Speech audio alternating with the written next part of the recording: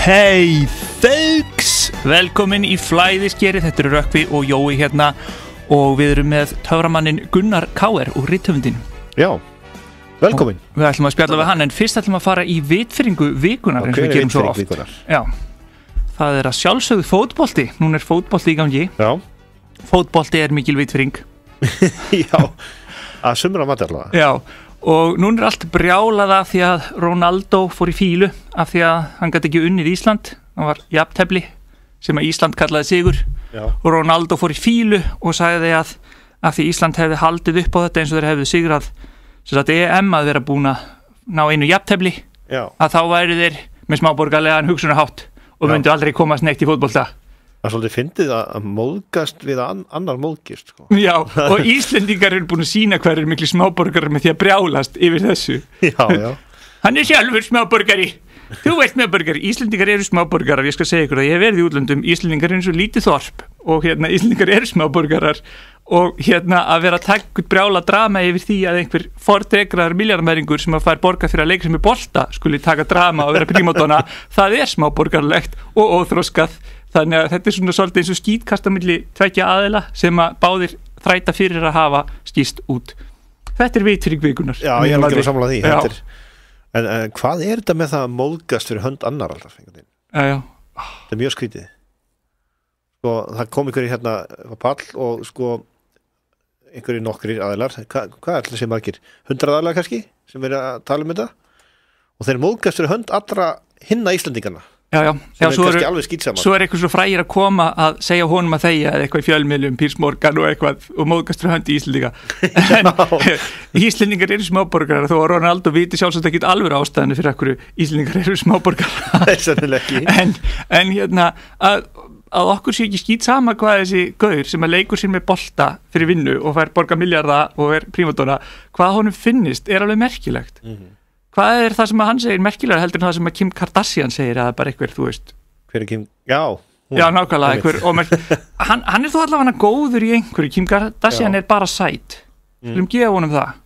Hún er svona eins og Paris Hilton sem er fræg fyrir bara að vera Kim Kardashian. Já, nákvæmlega. Ronaldo er þó allavega flinkur að leika sem er bolta. Já, ég mitt astnaðist til þess að fara inn á eitthvað svona af einhver linkur sem að einhver sett á Snapchat og sett einn hjá mig og kann ekki taka út og það er einmitt Kim Kardashian og það er einhver fáraleg minnböld sko sem er bara, þú veist, hún að elda eða hún út að skokka eða eitthvað. Ég veit það. Og svo er alltaf nektarmynd af henni og svo er þetta ekki eins og nektarmynd, það er búið að setja, þú veist, eitthvað svona grátt yfir gerfurstundar og bjósun á henni eða eitthvað. Þannig að þetta er ekki eins og nektarmynd, bara svona, þú veist, það er alveg til alvöru nektarmyndir á netinu sko og hún er ekkert fallegasta kona í heimi. Nei. Hvað er málið með þetta? En af því að við erum smáborgarar, þá skulum við vera stolt af einu. Við eigum örugglega heimsmet með höfðatölu í að flesta leikarana í Game of Thrones. Já, það er reyndar rétt. Við tökum það með trompi. Já. Ronaldo getur ekki tekið það frá okkur, það er ekkert jafntefli þar við alveg gjörsigrum þar. Nei, það er rétt. Við erum með 2 leikara sem að fá að tala. Já, svo er fullt af dýrum. Já, 2 hljómsveitir og svo er fullt af aukaleikurum. Já, þetta er bara mjög gaman að sjá þetta. Og hvað heitir það þarna, Kirkjufell er sýnt? Já, ég hef reyndar viðurkennt að ég ekki séð þetta einasta þátt að Game of Thrones. Það er fullt tekið upp á Íslandi á jöklinum og svona. Já. Ég hef ekki heldur séð neitt. Nei, sko, en þetta eyðileggur svolítið Game of Thrones af því maður veit alltaf hverju staðnir eru. Já. Og einu sinni er sýnt sena frá einhverjum fossi þarna sem er greinlega á Íslandi sem á að gerast í svona hálfgerðu Arabalandi. Og maður er bara svona, nei, það er ekki, þú veist, þú kemur dreki fljúandi þarna og maður bara, nei, þú veist, ónýtt. Já. En skrítið. Annars er því sagt frá því varðandi Ronaldo að hann hefði óskað eftir því að fá enga búningsklefa á Laugardalsvelli. Já. Og svarið sem hann fekk var víst, já, það er alveg sjálfsagt, en þá þurfu allir liðsfélagarnir að skipta föt fram að gangi. Já. Það er bara 1 klefi á lið. Hvernig fór það Rifnildi? Ekki hugmynd. Hann er kannski á hærri launum heldur en allir hinn í liðinu, þannig að kannski gæti hann bara fengið sinni fram, ég veit ekki. Það er hugsanlegt. Já. Þetta er alveg ótrúlegt svona stjörnurhokki sko. Það er oft svolítið gaman að lesa einmitt sögurnar að því sko þegar að stjörnur að koma hingað kröfulistan. Það er oft mjög skemmtilegu listi.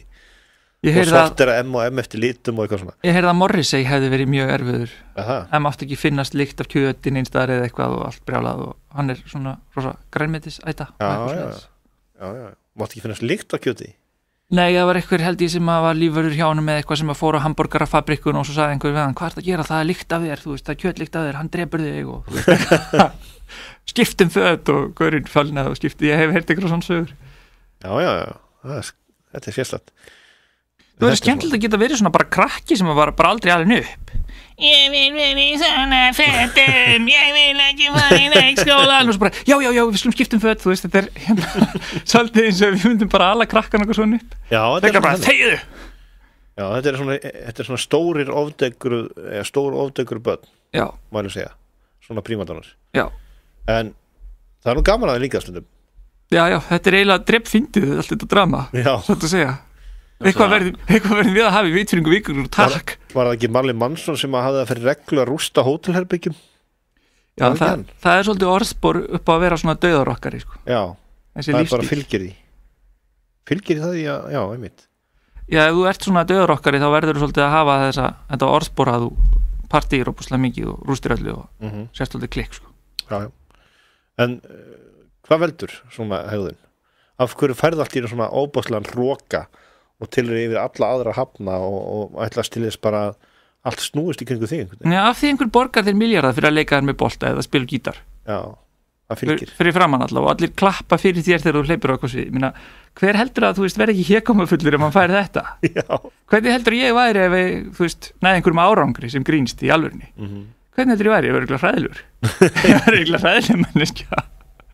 Ég myndi eiginlega heimta í búningsklefa hérna útarpi sögu og sennilega, já, líklega sko það væri sennilega þannig en Gunnar, þú skrifaði svona skopbók fyrir nokkur mann og hefur reyndar gert eitthvað af því síðan eða ekki?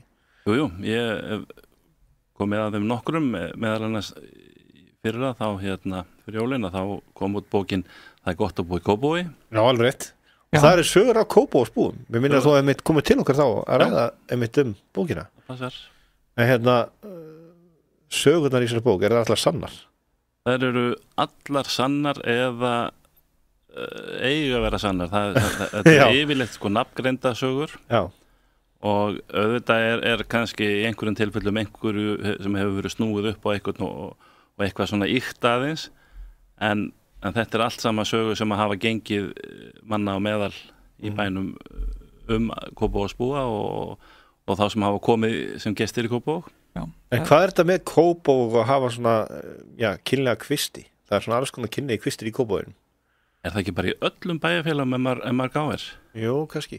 Það kannski þeir bara minna fyrir þeim í stórum bæjarfélagum. Já, það geti verið og þeir eru kannski misjafnlega áberandi. Já. En ég held að eins og í Kópavogi að það eru bara nokkri sem að hafa verið áberandi og mönnum þykir bara vænt Já. Bara svona góðir karakterar. Jú.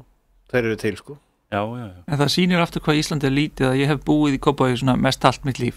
Þetta er svona þorp sem er svolítið svona miðjulaust einhvern veginn, þetta er svona, vitum ekki alveg hvort þorp eða útkverfi. Já. Og það sem að sýnir hvað Íslandi er lítið að þarna voru fullt af sögum gamlan kennara frá mér bara úr Snælandsskóla. Ég var að lesa þessa bók í gær, Já, það eru sögur bæði af kennurum, það er af pólitíkusum og tónlistafólki og svo bara venjulegum borgarbúum eða bæjarbúum sem að hafa gert eitthvað skemmtilegt. Já. Það vantar ekki.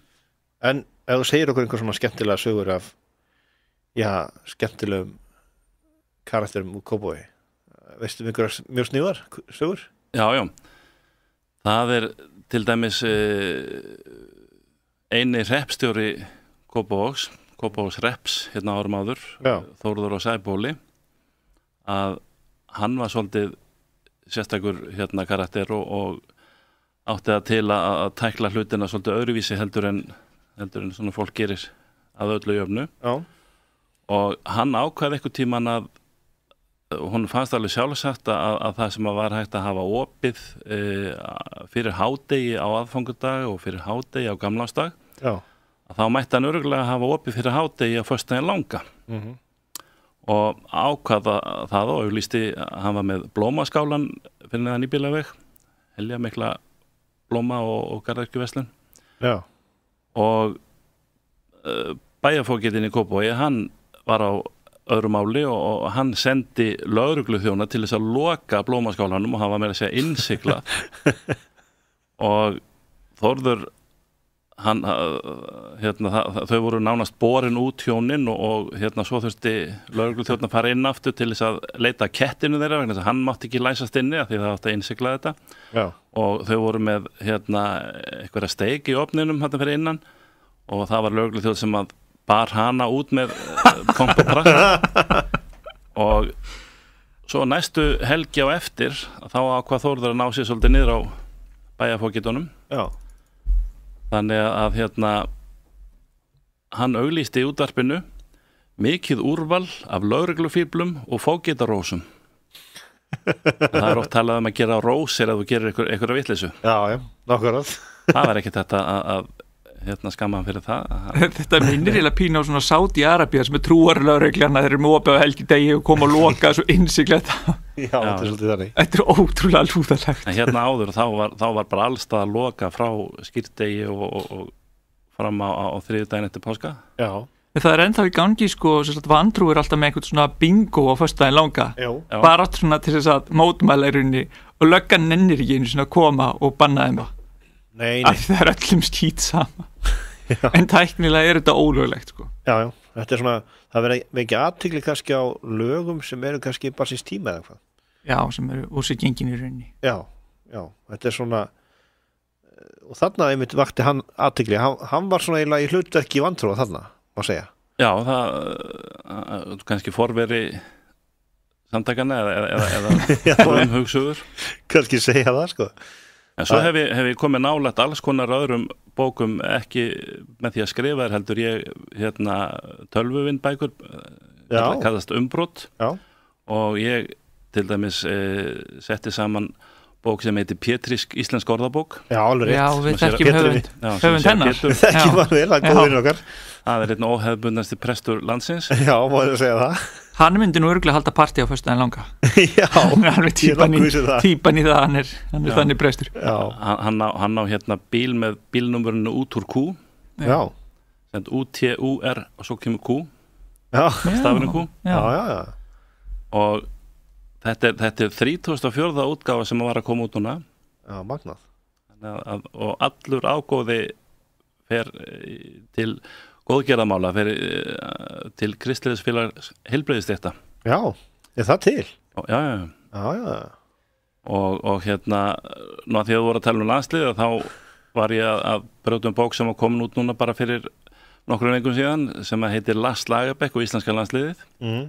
Og ég hef komið nálægt uppsetningu á alls konar íþrótta og bókum og fótboltabókum. Meira segja brautum bókum hinn geðstyrða Ronaldo sem heitir sá besti, kom fyrir nokkrum árum síðan. Það er bara að senda hann eintak. Ég veit ekki hvort hann fekk eintak en það var svo skrítið að ég fór á minn fyrsta landsleik ævinar núna þegar að Ísland kefti við, var ekki Litáin. Það veit ég ekki, þetta er fótbolti, hvað heldur ég en að horfa fótbolta? Ég var aldrei nokkuð tíma farið á landsleika áður og þetta án ekki eins slemt eins og ég átti vona á. Það var mikið stemning hérna á vellinum en þetta er svolítið sérstætt að hafa brotið einhverja 4-5 íþrótta og fótboltabækur á þess að hafa nokkuð tíma að fara á landsleik. Já, ég fór einhvern tíma landsleik í fótbolta einmitt og mér aldrei leiðsleis mikið og mér aldrei leiðist kalt á æfinni. En nákvæmlega einu sinni kom frændi minn frá Bandaríkjunum og hann hafði áhuga á fótbolta líklega til þess að halda í evrópskar rætur sínar. Þetta er það versta af evrópskri menningu sem þú getur haldið í og ætlar að halda í evrópskar menningu sko, þannig að þetta var svolítið umlegt en hann hafði áhuga á fótbolta og það var HM 94. Ég ákvað bara, gefum þessu séns, þetta er vinslasta íþrótt í heimi, þannig að gefum þessu séns, það hlýtur að vera eitthvað við þetta.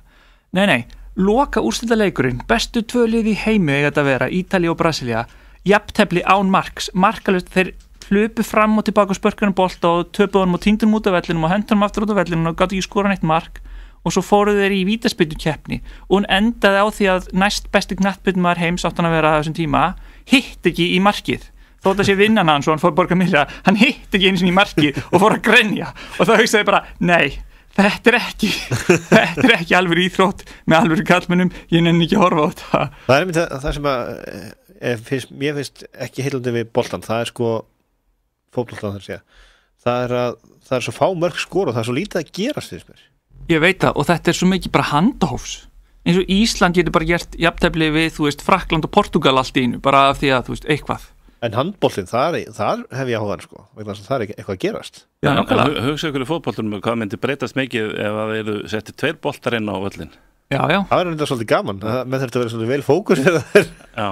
Eða bara hafa vegg. Þannig að boltinn var ekki alltaf að fara út af. Þetta er kjánlegt, þetta er alltaf að boltinn fyrir út að getur eitthvað náði í boltinn, hendum aftur inn á og eitthvað. Helmingurinn af leiknum fer í það að þú veist, leikurinn er stoppaður og það er eitthvað verið að ná í boltann og hendunum inn á og rífast og velta sér upp úr grasinu og grenja svo að dómarinn gefur spjöld og eitthvað. Já.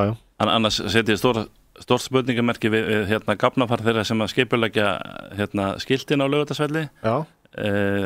Það var einhver stærðarinnar fánaborg, einhverja lengjufána sem að skeigði algjörlega á annað markið það sem að ég og þeir sem í kringum mig voru. Já. Þetta hefði verið kannski 2-3 metrum matara, þá hefði allir getað séð bæði fánanna og markið. Þið skora hvað sem er engin mörk. Svo velti maður ég er ekki til. Svo velti maður sér oft fyrir sér sko að því að núna ef við tökum hérna og aðeins umræðum að því að við tala um auglýsingarnar á vellunum. Það er sko að það er bannað að auglýsa áfengi hérna í sjónvarpi og útvarpi, skiljiði. En svo kemur RÚV með einhvern leik sko, að sína beint frá einhvern leik úti, þá er það allt vaðandi bjóralsvík út allt. Já, þannig ekki hægt að koma veg fyrir það. Þá er RÚV svona 3. aðeins sem er að auglýsa áfengið, má segja. Mér finnst svona aðal fótboltamaður Íslands allra tíma, það var Bjössi Beri. Þegar hann hljóp inn á völlin þá allavega gerðist eitthvað. Já, hann er Kópavogsbúi. Já, Kópavogsbúi. Ekki hugmynd.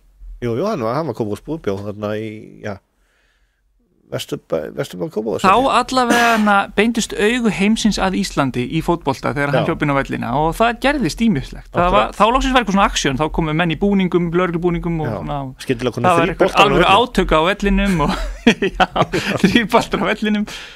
Þetta er eins og allsbergkona sem var brust inn í banka eða það er að segja ekki brust inn, hún reyndi banka. Já. Það er ekki nokkuð maður sem mann eftir andlitin á henni. Nei, nákvæmlega. Þetta er útpælt sko. Já. Það er bara málið.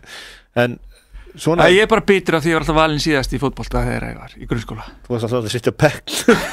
Já, ég með Eyði sem var í grunnskóla, hann gæti hlaupið hraðar með boltan heldur en ég gæti bara hlaupið yfir höfuð. Já, akkurat. En ég hata fótbolta. Niðurlæging. Já, hvernig ætla að segja? Það er freudiska skýringin komin. Já, þetta er bara niðurlægingur mín æsku sem hata í fótbolta. Og vegna þess að leðilegur og aldrei mörg skorið í honum og þeir sem að spilin eru prímadónu sem velst upp úr grasinu og grenja til þess að reyna að fá spjöld. Það er eitthvað sem segir mér að Rökkvi hafi ekki verið með málaðan fána á andliti í gærkvöldi. Hann er ekki sú típa sko. Ég var að leika mér í iPadinu. En hvað með þig? Horfðu þú á boltan?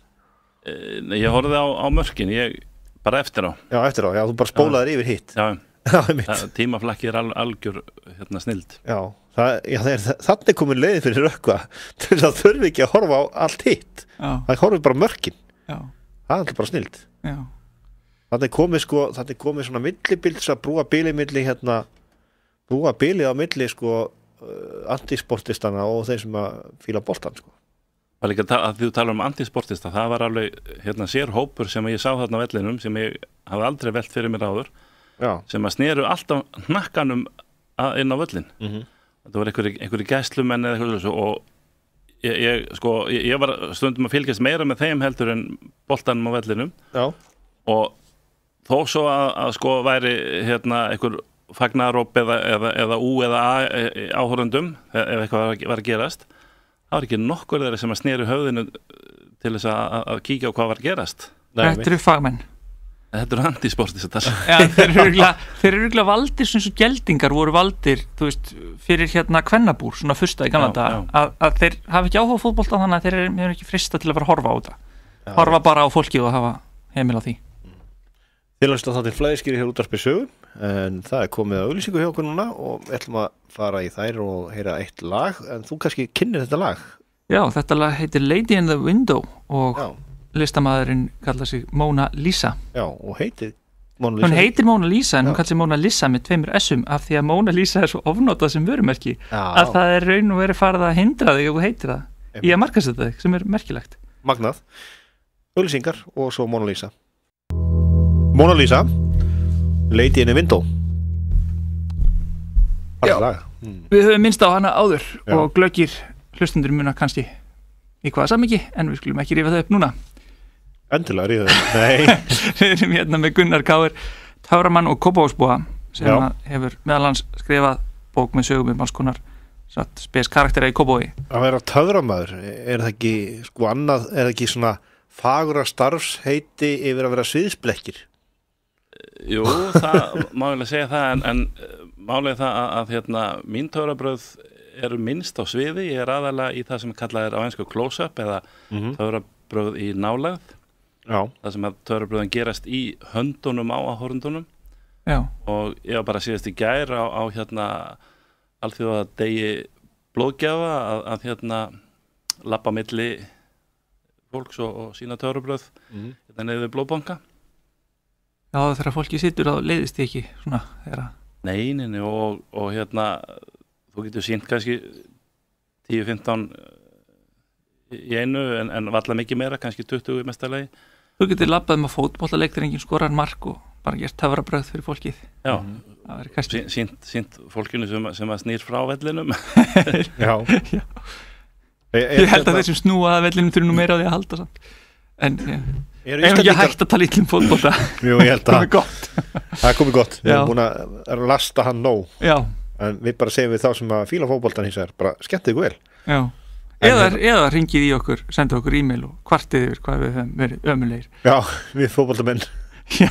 Og svo fara sér bara hérna bókina, laga upp eitthvað íslenska landsliðið og les. Já, þetta er það nóg að gera. Já. En svo er líka hérna þegar við talum töfrabröð. Hafa Íslendingar ekki gríðarlega áhuga á töfrabröðum? Ég held að flestir hafi hérna gaman að það er náttúrulega til fólk sem ekki hefur gaman að tónlist, ekki hefur gaman að íþróttum, ekki hefur eins og rugby gaman að fótbolta og svo er náttúrulega til fólk sem er ekki gaman að töfrabröðum, en það eru afskaplega fáir. Flestir hafa gaman að svo, þetta veikur svona forvitni og hérna áhuga. Og það er nú sagt að ef þú kannt töfrabröð þá séustu bara tilbúin í hvaða partí sem er.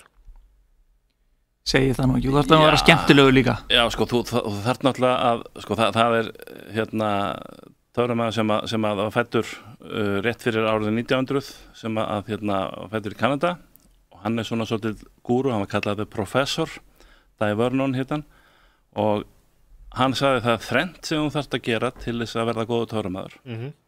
Í fyrsta lagi þá þetta æfa þig, í öðru lagi þá þetta æfa þig og í þriðja lagi þá þetta æfa þig. Já, það er rétt og við erum alltaf að æfa þig. Já, alltaf að halda þér við og þetta er eitthvað sem að hérna, sko, það eru sumir sem að læra eitthvað og byrja svo bara að sína án þess að kunna það og svo missefnast það og hérna og þá fá með svona bakslag, þetta er oft hérna eins og með börn og unglinga sem að læra eitthvað og hérna passa sig ekki á því að kunna það nógu vel þegar það fara að sína en þetta er eitthvað sem að hérna er bara gaman að takast á við og ef þú hefur smá fjölbreytni, ef þú ert ekki bara alltaf með hérna draðspil og hérna þó það sé eitt af því svona vinsælasta og algengasta í hérna spilabröðum svona í nálægð að þá held ég að maður sé til í hvað partí sem er ef maður er með svona smávís í pókahotninu. En ég held að flestum finnst þetta heillandi að sjá eitthvað svona sem að þeir skilja ekki og eiginlega trúa valla þegar þeir sjá það því þetta er á móti öllu sem við búumst við þegar töfrabragð er gert. Já og þetta er svo misjafnt sko með fólk sumir bara hafa gaman að því láta blata sig og bara skemmta sér við því en svo eru aðrir sem verða pirraðar og þurfa endilega að finna út sko betur hvernig fórst að þessu og hérna ég til dæmis hitti mann núna í vor sem að ég sýndi töfrabragð eitthvað tímann í fyrra eða alls ekki 1,5 ár síðan ef maður rétt og hérna hann sagðist vera búin að googla alveg að fullu og hann sagði ég er ekki búin að finna út hvernig þú gerðir þetta og hérna bað mig að sýna sér þetta töfrabragð aftur, það er ein af reglunum að maður vildi ekki sýna sama töfrabragð tvisvar í röð en ég sýndi honum þetta aftur fannst vera liðið nógu langur tíma milli og svo þegar við vorum búnir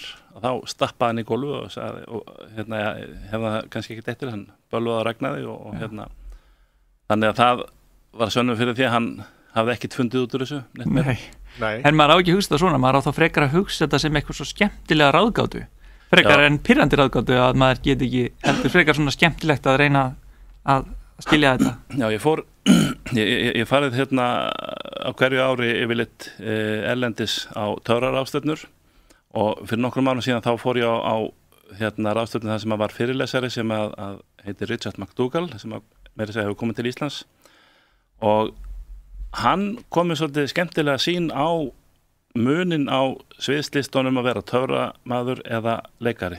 Já. Hann sagði að ímyndaður ef þú færir leikhús og það væri ekki þessi þögli samningur á milli áhorfenda og leikara að leið og áhorfendin stígur inn í leikhúsið þá hættir hann að hugsa allt sem rökrétt vegna þess að þáttunum sem á að gerast eftir hlé að hann gerist 10 ára setna og þannig er enginn að bíði leik en þú ákveður bara að við skulum hætta að hugsa raun tíma og hérna láta bara leiða okkur áfram. Já. Þegar tjaldið er frá sviðinu og það er kannski mynda af hérna stofu og það er sól úti. Það er engin áhorfandi sem myndi standa upp og hekla leikarinn og segja, heyrðu fyrirgjöðu, klukkan er rúmlega 8 kvöld, það er engin sól úti núna. Það myndi allavega allir hinir leikhúsgestirnir hendunum út mjög fljótt eða... Já, sko, það er að segja, það er bara samkommuleg á milli áhorfanda og leikhúsfólksins að áhorfandinn trúir því sem að leikhúsfólki segir. Já. Og til dæmis ef að hérna heyrist í hérna, eins og sé, hérna tennisvöllur á bakvið leikmyndina að það fer enginn að segja, heyrðu fyrirgjöðu það er ekki tennisvöllur hérna bakvið, þetta er bílastæði. Akkurat. Þú ákveður að þegja og sitja og hérna hafa gaman af leikritinu en einhver hluta vegna að þá virðast sumir halda þegar þeir eru að sjá töfrabröð þá getur þeir sagt, heyrðu, bittunum við þú hlýtur nú að vera með þetta upp í hendinni eða þú hlýtur að vera með eitthvað annað þarna heldur að sína okkur og hafa skoðanir á hlutunum í staðin fyrir bara að njóta. Þetta er munurinn á því að vera töframaður og leikari. Já, en munurinn náttúrulega líka að í hérna leikhúsi þá yfirleitt veistu hvernig allt er gert. Ekki alltaf, ég fór til dæmis að sjá hérna Mary Poppins árið og þar gerðust alls konar töfrabröð sem að fólki vissi ekkert, ég meina hvernig hún dró hérna heilan fatastand upp úr töskunni sinni. Já. Sem dæmi. Já, þannig að það eru ákveðin töfrabröð í því í rauninni líka sjónkörfingar og svoleiðis. Já. En með margt annað eins og þú veist þegar það leikmynd og það gerfi sól, það er engin að æpa, þetta er ekki sólin í alvörunni. Nei, nákvæmlega. En í rauninni þegar þú töframaður þá þarftu að láta fólk ekki skilja hvernig þú gerðir. Töfrabröðið er svona mestmegnis. Já. Þá átt að plata fólkið og láta það ekki vita hvernig þú gerðir. Já, og eins og segi að þetta eru svona bara óskrifað samkomulega á milli leikhúsfólks og áhorfenda sem að hérna er náttúrulega æskilegt að vera hægt að koma á fyrir töframenn og áhorfendur líka. Já, þetta er mjög frumstætt í fólki að hafa gaman af því að láta setja eitthvað upp og svo fá eitthvað óvænt í rauninni sem er töfrabröð. Þér sýnist bolti verið í hendinu svo allt er hann horfin eða eitthvað eða hann er orðin 3 sem stærri eða eitthvað. Já. Að ég sá eins og vídeo það sem einhver gerir töfrabröð fyrir órangútan og út frá vídeónu sér þú alveg hvað töfrabröðið gengur út á af því þú sér það frá þeirri hlið en fyrir órangútanum þá hverfur einhver bolti og hann virðist hlæja órangútanum. Já, þarna varst það bolta að hverfa sem dæmi, sko órangútin ég hef séð þetta myndband og hann hafði alveg ósvikið gaman af þessu. Já, þannig að þetta er auðvitað mjög frumstætt í okkur að hafa, þetta er svolítið eins og húmor, að húmor er alltaf að brjóta eitthvað minnstur sem þú býst við. Það er eiginlega ekki hægt að segja brandara eða koma með eitthvað bútur upp í standi eða gera neitt fyndið nema það brjóti á einhvern hátt eitthvað minnstur sem er svona staðlað.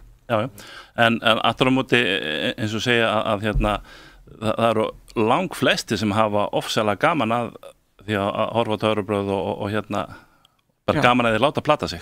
Já, mér finnst gaman líka þegar ég skil hvernig þau eru. Já. Þannig að þetta virkar á hvern háttinn sem er. Nákvæmlega. Ég get haft gaman að horfa á bíómyndir, ég veit ekki hvernig teknibrellunar ég gerðar, ég get líka haft gaman að þegar ég veit það. Það snýst líka það að vera fingrafimur. Það ekki? Jú, í sömu tilfellum sko. Það er sem þetta bara svo að gera það. Já, það fingrafimi er eitt og hérna svo eru svona sjónkverfingar með hvað sé að dót og drasl alls konar hluti sem þú ert með hjálpa hluti að það er annað og til dæmis eins og sviðstöframenn sem eru með stóra kassa og láta fólk eða dýr birtast eða hverfa í þessum stóru kössum að það svo alveg önnur hlið á þessu. Já, og menna að ég byrja skriðdreka og bíla hverfa. Já, og Eiffelturnin og... Já, Eiffelturnin. Já, og fleiri stóra byggingar. Já, veistu eitthvað hvernig það framkvæmt? Án þess að ég ætla að biðja upplýsa það. Já, ég lesið það, og það er svolítið áhugavert og þetta eru mikla pælingar og stundum sko er það sem að virkar flóknast að það er kannski einfaldast þegar maður sér eða les útskýringuna á því. En sko ef maður velti fyrir sér netinu og við veitum að neti hefur drepið niður mikið til tónlistabransan út af niðurhali. Já. Þá velti ég fyrir mér á netinu alls konar upplýsingar og það til dæmis hægt að finna síður sem uppljóstur töfrabrögð. Já, það sko sumir vilja að meina að það sé mjög slæmt og það er kannski ekkit sniðut ef að einhver töframaður er búin að vinna eins og ég þekki til kannski 10-15 ár að þróa eitthvað og hann eitthvað og kemur svo með það markað og svo er þið bara stólið frá honum bara leið bara en að öðru leyti má segja að kannski þeir sem hafa sko fyrir því að leita og finna að þetta eru náttúrulega að vissu leyti áhuga menn töfrabrögð og eins og til dæmis félagi sem ég er í á Íslandi, hið íslenska töframannagildi að það er ekkit allir sem eru í félaginu sem eru kannski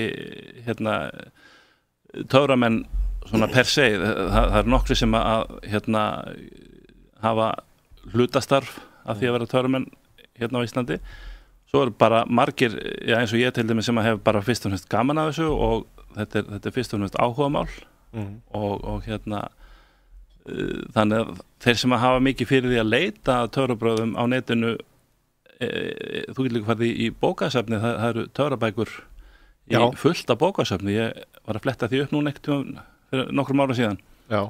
Og svo einhver stað verða menn að byrja og það er til dæmis bara sem dæmi núna í gangi töfranámskeið sem að Jón Víði sem er upp í Breiðholti alveg rétt og annað í næstu viku ef einhverjir hafa áhuga, þetta er krakkar á aldrinum 9 til 14 ára. Já, ég held að 8 til 14. Já, eitthvað svoleiðis og sko einhver staðar og einhvern veginn verða menn að byrja og sumir halda áfram og aðrir hætta, þetta er eins og bara með öll önnur áhugamál. Ég tók nokkur svona námskeið.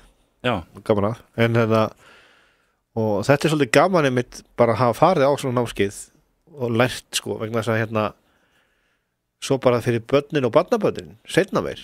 Þetta er afskaplega gaman sko. Þetta er eitthvað sem nýtist í gegnum ævina sko. Já, ég fikk afskaplega skemmtilega símtal fyrir rúm ári síðan, þá var það maður sem að ég kannast við og hann spurði hvort að ég væri nokkuð með töfranámskeið eða töfrablaðanámskeið og ég sagði nei, ég væri nokkuð með það og þá sagði við nefnilega erum 2 afar og okkur langar til þess að læra svona einhver grunnatriði í töfrabröðum til að geta sýnt barnabörnunum. Já. Og ég mætti bara ég man ekki lögut að setja mig daginn heim til annars þeirra og við sátum við eldhúsborðið og ég kendi þeim nokkuð töfrabröð og eitthvað svona sem það getur gert með barnabörnunum. Já. Og svo stóðum alltaf til að hittast aftur en það hefði gjörðu það að því en þá en það hlýtur að vera að því. Þannig að eins og segja, ef að menn hafa áhuga þá leita menn leiða til að koma sér í samband við einhvern og læra á einhvern nátt. Nú síminni getur að stoppa þér. Allir af þeir eru ekki sér satt svona mjög lokaður hópur sem vilji verja á bóðslega kenna ekki neinum og eitthvað svona. Sko, þeir eru til opnir. Sko, gagvat áhorundum, sko, það er allt annar hópur en þeir sem hafa sko virkilega mikið áhuga á því að læra töfrabrögð og vilja sem sagt koma sér inn í eitthvað. Þetta er alltaf spurning hænum og ekki, hvort kemur undan. Já. Og til dæmis ég er líka fyrsti Íslendingurinn til að vera í félagi í Englandi sem heitir The Magic Circle og þar þarftu að þreita próf til þess að komast inn og það er ekki allir sem að komast þarna inn og þá sem sagt lengi framan af þá urðu menn að vera æfiði töframenn og kunni eitthvað til þess að geta komist inn, en fyrir nokkrum árum síðan þá breyttu þeir fyrirkomulaginu og það er núna þannig að ef þú hefur áhuga að þá getur þú sótt aðild sem lærlingur og þá færðu einhvern töframann sem er í félaginu sem að vera svona þinn fræði meistari og kennir þér grunnatriðin og segir þér hvað betur megi fara og nú mennir að kaupa náttúrulega bækur og diska og niðurhöld til þess að læra. Já. Þetta minnir mig svolítið á annan bransa sem er svolítið ruglaðari kannski, en það er bandaríska fjölbræðglíman sem er svona leikinn bardagi í rauninni á tímanum þegar fólk vissi ekki, eða allavega það var ekki búið að viðurkenna það að þetta væri allt leikrit, þetta væri ekki alveg bardagi, þá var þetta mjög lokað og allt um guldi læri eitthvað, þá börðuður hann alveg í spaði fyrst og snýr upp á hann til þess að hann myndi ekki halda þetta væri þykistu, þess að hann myndi þá fara og segja já þetta var alveg og hann landi með alveg í klessu vildi ekki kenna fólki hvernig þú ættir að plata fyrir þú varst búin að koma aftur eftir nokkra barsmiðar, þá hugsaður bara já ok, hann hefur það mikið náhuga, hann mun ekki svíkjúkur. Já, þá blikkuðu þeir hann og svo þetta er allt í plati. Já, en því náttúrulega eru ekki alveg svona grimmir með ykkar leyndamál. Nei, þetta er kannski við myndum láta eitthvað hverfa. Já, nákvæmlega, og þið eru heldur ekki að þykjast að þið getið galdraðir í njálfunni, það er vita að þetta eru sjónkörungar en það má bara ekki segja hvernig það er gert. Já, ég held að allavega enginn sem ég þekki heldur í fram að hann sé töframaður í alvöru, það er að segja að hann sé hafa einhverja yfirnáttúrulega hæfileika. Nei, einmitt. En töframenn út í heimi, eins og til dæmis Uri Geller, hann frá Ísrael, hann var þekktur svindlari. Hann kom fram og beygði skeiðar og gerði ýmislegt annað sem að engi gat skilið hvernig var þetta að gera og svo gekk hann svo langt að segja hann væri bara í beinu sambandi við Guð og gæti gert þetta bara með hugarorkunni og menn fóru alveg hreint á fullt að reyna að skjóta niður. Og James Randi hann er frægur efasemdamaður. Já, kom innan til Ísland sem árið, helt fyrirlestur. Nákvæmlega, og hann sett á stopp sjóð, $1 million sjóð sem er núna komin eitthvað vel yfir milljón, þetta er alltaf vöxtum en þá. Og sá sem að getur sanna það samkvæmt skilmálum Randís að hann sé með yfirnáttúrulega hæfileika að hann fær peningin.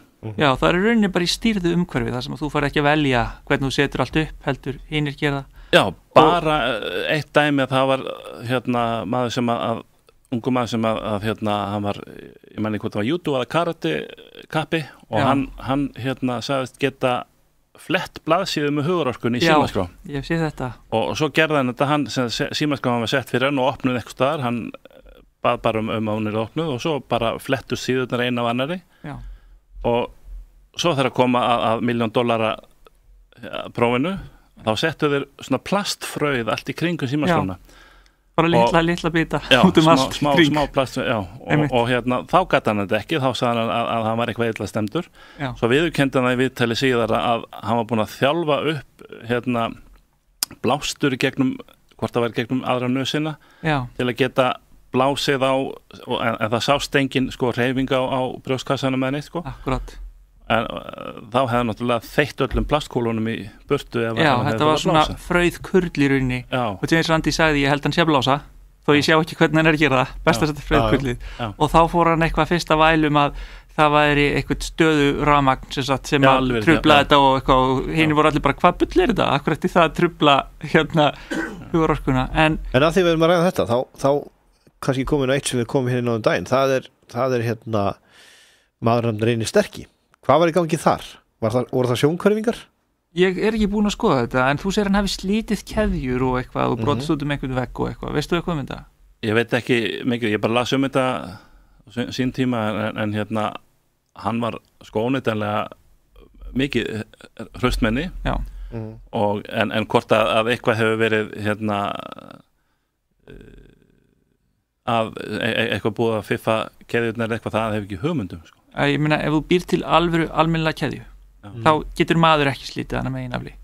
Ætti ekki vera, nei. Í rauninni ekki. Þannig að hann hefði þá getað farið til James Randi og fengið þessa milljón, skilur það er náttúrulega þetta er athyglisvert, ef einhver getur gefið okkur upplýsingar þetta, hvernig þetta var jafnvel einhverjir lögreglumenn sem voru á þessum tíma, það voru lögreglumenn sem stóð yfir honum þar sem var að slíta handjárn og keður og alla bakan. Málið fer náttúrulega eftir kannski hvernig handjárn, en málið að ef einhver annar stýrir aðstæðunum, að hann velur, þetta var ekki gert við Uri Geller, James Randi afhjúpaði hann í rauninni alveg og gerði hann að fíbli, en James Randi er líka ekki bara framhanskandi töframaður, hann er líka með ofur greind, sko, hann tók mensapróf og komst inn þar og eitthvað svona, og hann var bara snillingur í að sjá þetta allt, og einhver tíman var Uri Geller fengið einhver þátt, það sem einhver annar tók, ég ætla að velja skeiðarnar fyrir þig, þú mátt ekki koma með þar, ferðar, og þá bara eitthvað það var Johnny Carson í já, og hann fekk James Randi held í sin ráðgjaf eða eitthvað leiðis, og Uri bara það er erfitt að vera til þú ert svo vanduð mig, ég get ekki